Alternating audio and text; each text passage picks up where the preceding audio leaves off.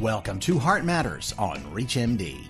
On this episode, we'll hear from Dr. Marie Navar, an Associate Professor of Cardiology at the University of Texas Southwestern Medical Center.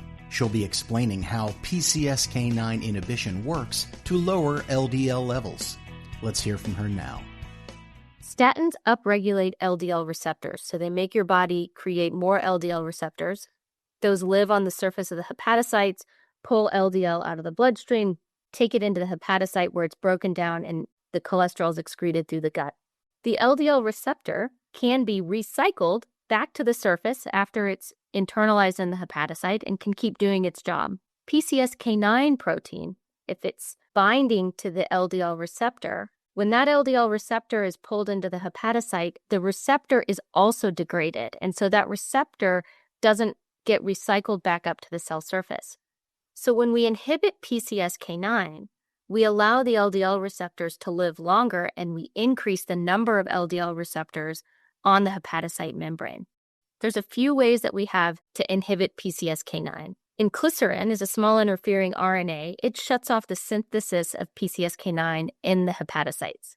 There's a little bit of extra hepatic PCSK9 synthesis, and so the LDL efficacy of inclisiran is a little bit less than what we see with the monoclonal antibodies, but it's over 50%, so very potent. The monoclonal antibodies are injectable, and the monoclonal antibody binds to PCSK9, prevents PCSK9 from binding to the LDL receptor, so the LDL receptor has a longer lifespan. Enlicitide does the exact same thing, but instead of being a monoclonal antibody, it's a macrocyclic peptide. So the challenge that enlicitide was able to overcome was you can't give a monoclonal antibody through the gut, but you can get a macrocyclic peptide absorbed through the gut that then does what the mAbs do. It binds PCSK9 in the blood, prevents it from binding to the receptor.